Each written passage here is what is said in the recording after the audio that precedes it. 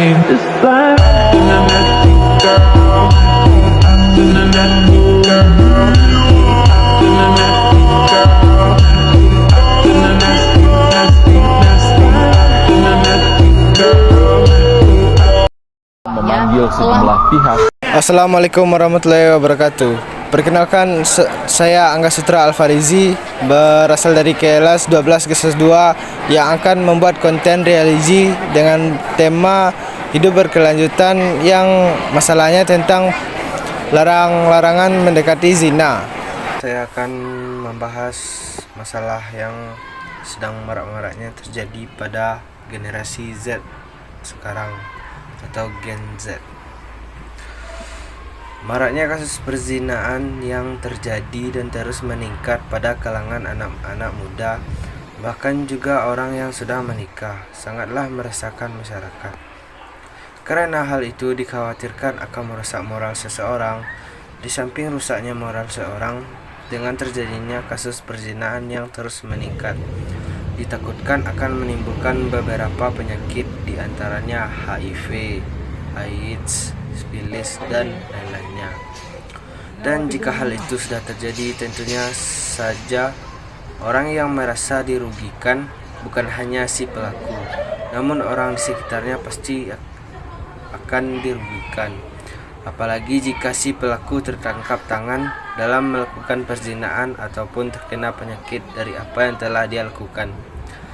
Pasti keluarga, daerah, bahkan kerabat-kerabatnya akan merasa malu dan terbebani atas apa yang telah terjadi yang dia lakukan. Belum lagi kalau dari apa yang telah dia lakukan bisa menimbulkan lahirnya seseorang.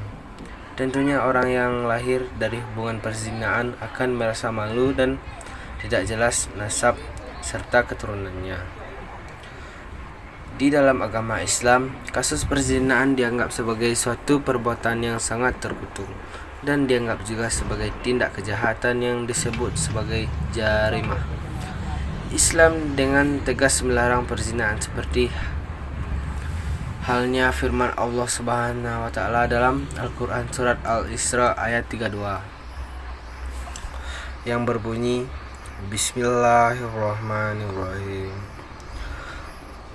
Wala taqrabu zina innahu kana fahisata wa sa'a sabil, yang artinya, dan janganlah kamu mendekati zina, sesungguhnya zina itu adalah suatu perbuatan yang keji dan suatu jalan yang buruk.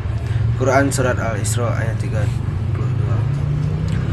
Dalam ayat tersebut, mendekati saja tidak boleh, apalagi melakukan pasti sangatlah membahayakan. Dengan adanya larangan, pasti juga ada sebuah hukuman.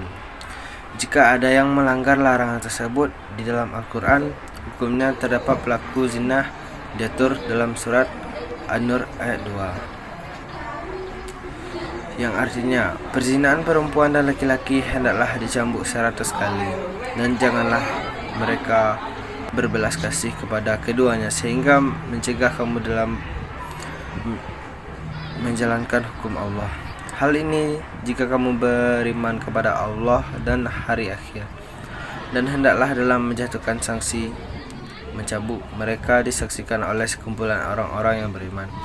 Quran surat An-Nur ayat 2. Sedangkan di dalam As-Sunnah hukum terdapat pelaku zina disandarkan pada sabda Nabi Muhammad SAW, yaitu